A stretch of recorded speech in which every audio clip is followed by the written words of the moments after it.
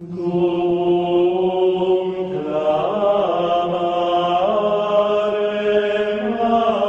Dominum, exaudi vocem meam.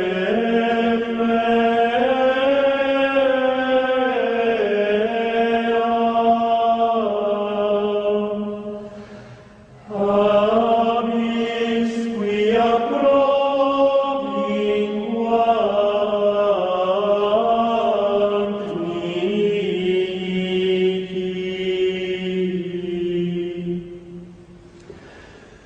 et humiliavit meos,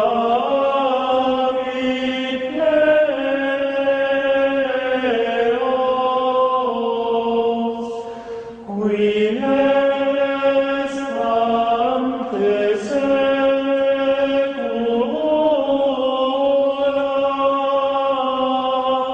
et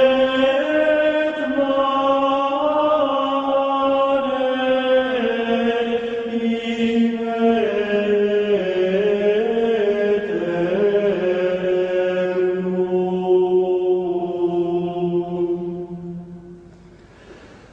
Iacta cogitatum tuum in Domino,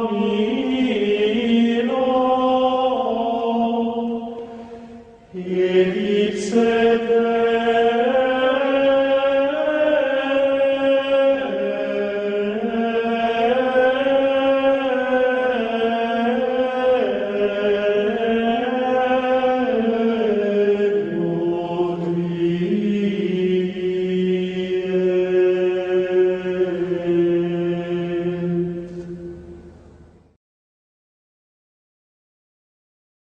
This past week is the 17th week in Ordinary Times. The readings for this past Sunday touch on a very specific moral truth that lies at the heart of the moral and spiritual life, namely of having well-ordered desires. Humans have desires. We desire a thing to the extent that it is good, or at least perceived to be good, even if it isn't actually good, or seen as a means to some good. Yet some goods are greater than others. The cornerstone of living a virtuous or holy life lies in living a morally well-ordered life. That is, we desire greater goods more than lesser goods. We desire lesser goods as a means by which to obtain greater goods. And if there is ever a conflict between greater goods and lesser goods, we desire the greater good. And, what is more, we desire no good more than God, the greatest good. There is no good greater than God, since God is the source of all goodness. All goods are to be ordered towards the end of closer union with God. It is for this reason that the collect prayer for this week says, quote, O God, protector of those who hope in thee, without whom nothing has firm foundation, grant that, with you as our ruler and guide, we may use the good things that pass in such a way as to hold fast even now to those that ever endure. Unquote. In a word, we are to make use of lesser goods that come and go seemingly in a flash and order them towards greater goods. Not just that, but to the greatest good, which alone never passes away, divine good.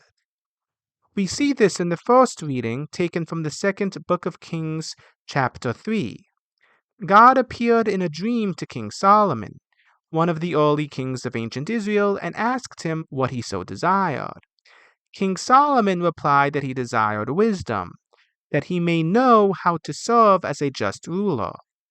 To this, God replied, quote, Because you have asked for this, not for a long life yourself, not for riches, nor the life of your enemies, for understanding so that you may know what is right, I do as you requested.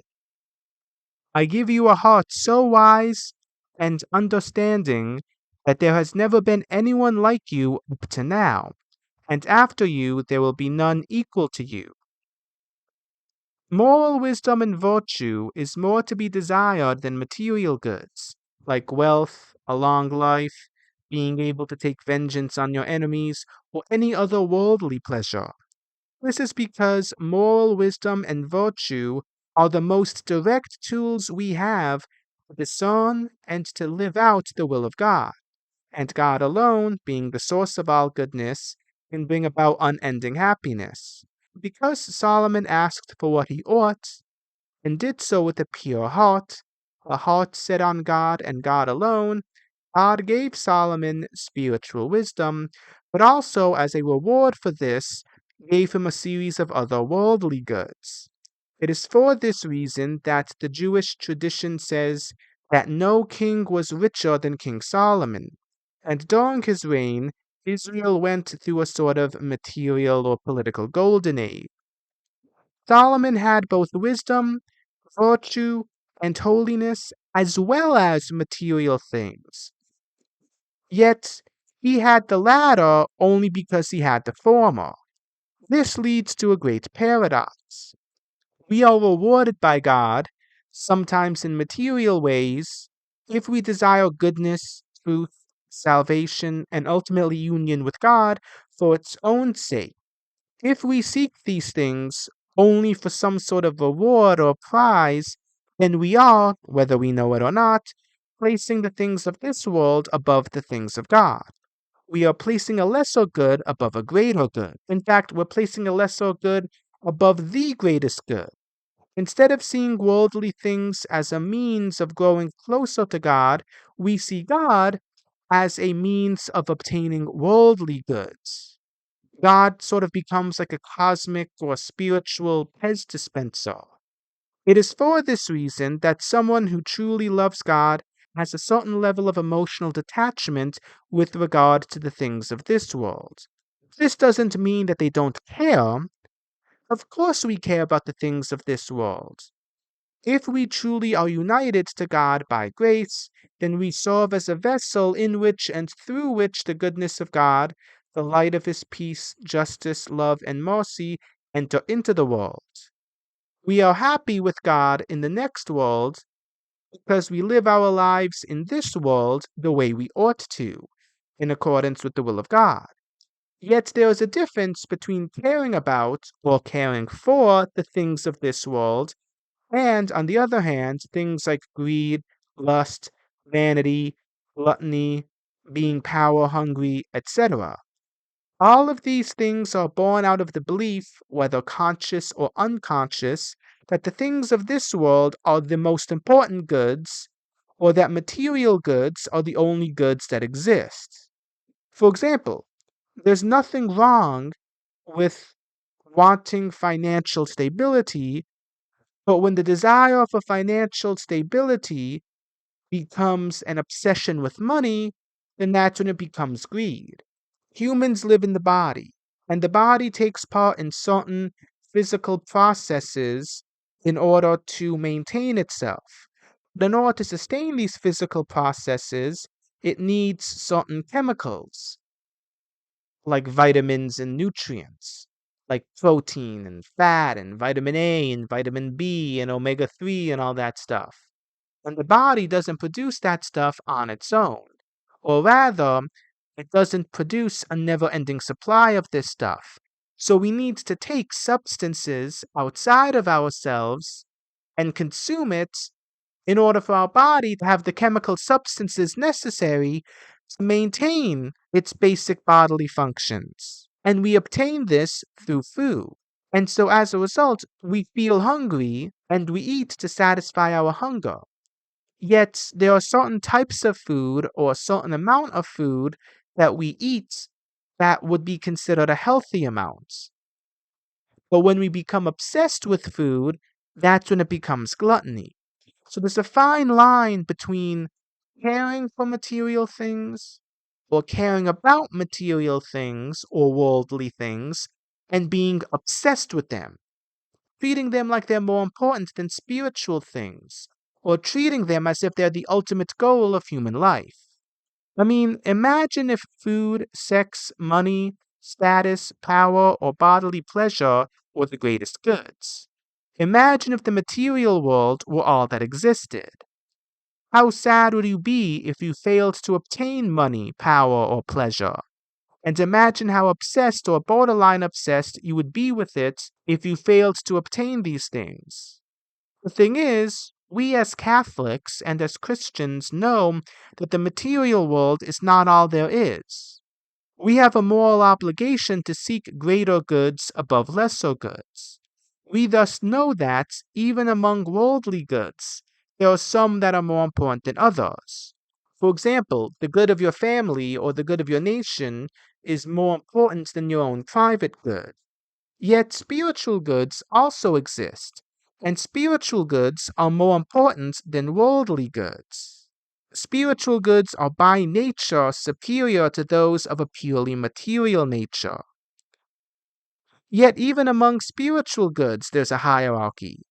We know that God exists, and that God is the source of all goods, both physical and spiritual, and so there's some sense in which God transcends both the spiritual and the physical. But we say that God is spirit in the sense that the term spiritual means not physical. But if you accept that definition of spiritual, then there are other spiritual things outside of God, such as human souls or angels. But yet, human souls or angels or spirits are created things. So if we were to worship them or treat them as if they were more important than God, that would actually be literal idol worship. So since God is the creator, God's goodness is greater than that of the human soul or that of an angel. And so that's why we desire the goodness of God even more than we desire the goodness of other created spiritual things. Thus, because there is a transcendent good infinitely greater than all other goods, which creates and sustains all other goods and is therefore the source of all goodness, the only thing that could ever truly make us happy is union with God. And the only thing that could ever make us eternally unhappy is the loss of union with God. That is why a greedy person, no matter how rich they become, will never be truly happy. A gluttonous person, no matter how much food they eat, will never be truly happy. A lustful person, no matter how much sex they have, will never be truly happy. A power-hungry person, no matter how much power or status they have, will never be truly happy. Because the goods they seek are finite, and therefore can only satisfy us in a finite, passing manner. Only an infinite God can satisfy us on the deepest levels. Only an eternal God can make us eternally happy. Thus, if we have God, the gaining or loss of other goods doesn't fundamentally destroy our happiness. That doesn't mean that we don't feel some level of happiness or sadness at the gaining or loss of material things. But there's an even deeper, even more profound form of happiness that remains in spite of the gains or losses that we have in the material world.